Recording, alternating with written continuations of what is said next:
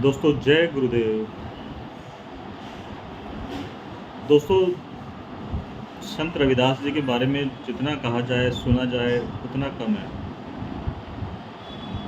संत रविदास उस वक्त इस धरती पर इस आए थे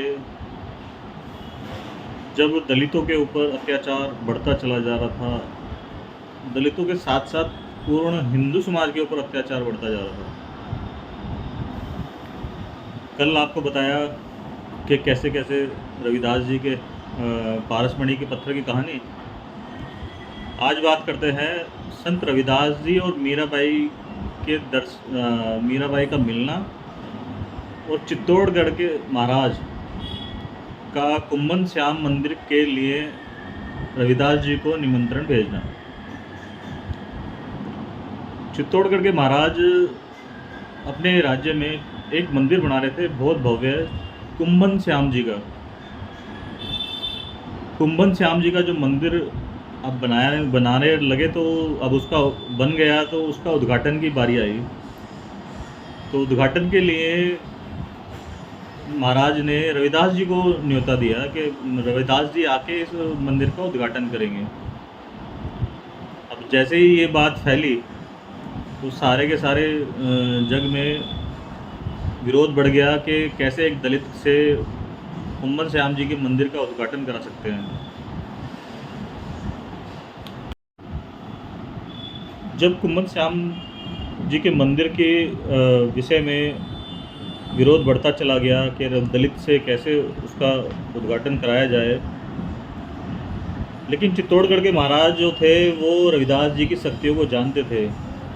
उन्होंने सभी उस वक्त के पंडित पुरोहित या जो भी उस वक्त के बड़े लोग थे, उनको सबको समझाया कि रविदास जी का इस वक्त कोई भी मुकाबला नहीं है। रविदास जैसा संत इस पृथ्वी पे बहुत ही कम आते हैं, जन्म लेते हैं, अवतार लेते हैं। तो रविदास जी से ही उद्घाटन कराया जाएगा। अब रविदास जी फिर चित्तौड़गढ़ पहुँचे। अब चित्तौड़गढ़ में मीरा, आपने सुना होगा कि रविदास जी की परम भक्त परम शिष्या मीराबाई, उनसे वहाँ उनका पहली बार मिलना हुआ। मीराबाई ने उनको देखते ही पहचान लिया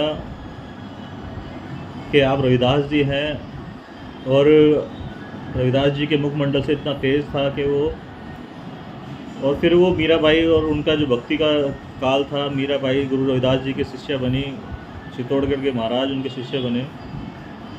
चलो इससे वक्त आगे बढ़ते हैं। उस वक्त जब मंदिर का उद्घाटन हुआ महाराज के, रविदास जी महाराज के हाथों, तो उस वक्त के पंडितों ने बहुत ज़्यादा कई काम किए, जिससे वो ऐसा, उसमें से एक उदाहरण ये भी है कि उस वक्त भगवान की मूर्ति ही उन्होंने गायब कर दी।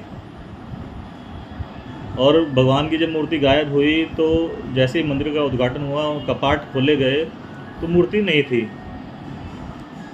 अब मूर्ति नहीं थी तो वहाँ के लोग बोलने लगे, देखा एक दलित से उद्घाटन कराने का नतीजा कि दलित से आपने उद्घाटन कराया, भगवान नाराज़ हो गए और वो यहाँ से गायब हो गए। फिर संत रविदास जी ने अपने तपोबल से वहाँ पर भगवान को पुकारा और भगवान वहाँ आए, उनकी मूर्ति दोबारा स्थापित हुई। ये इसके बाद वहाँ पर पंडितों को जो भोजन कराने की व्यवस्था थी कि हाँ, कि कोई भी शुभ कार्य होता है तो उसमें पंडितों को भोजन कराया जाता है। अब भोजन कराने की बारी आई तो सभी भोजन की उसमें बैठे थे पंगत में, और महाराज का इंतज़ार कर रहे थे, भाई महाराज आएँ और भोजन का शुरुआत करें। अब महाराज वहाँ पहुँचते हैं और महाराज उन सबको बोलते हैं कि कुछ देर रुकिए, रविदास जी आ रहे हैं, रविदास जी भी आप ही सभी के साथ भोजन करेंगे। तो वो सारे के संत नाराज़ हो गए और उठकर जाने लगे। तो संत रविदास जी वहाँ पहुँचे और उन्होंने उन सभी पंडितों को बोला कि मैं तो आपका दास हूँ, आप भोजन कर लीजिए, मेरे को अपना पता है कि मेरा कार्य क्या है। तो उन्होंने आग्रह किया और सभी पंडितों को वहाँ पर भोजन करने के लिए जब वो करने लगे, तो संत रविदास जी उनके जूते चप्पल जो बाहर निकले हुए थे उनको सफाई करने लगे, उनके जूते चप्पलों को साफ़ करने लगे।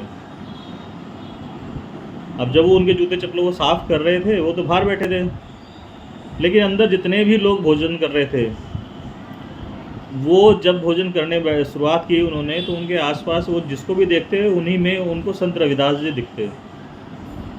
जैसे मान लो मैं एक लाइन में बैठे हैं, एक लाइन में 21 ब्राह्मण बैठे हैं या 51, जो भी उस व्यवस्था थी।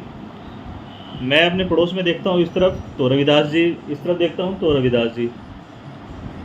तो सारे के सारे रविदास जी की शक्ति, रविदास जी की भक्ति और रविदास जी को, वो सारे के सारे रविदास जी के शिष्य बने। संत रविदास जी तो बाहर जूता चप्पल साफ कर रहे थे उनके, अब वो सारे बाहर आके रविदास जी के पैरों में पड़ गए। ये चित्तौड़गढ़ के रविदास जी का जो यात्रा थी चित्तौड़गढ़ का, उसके बाद की कहानी आगे बाद में सुनाते हैं। संत शिरोमणि रविदास महाराज की जय।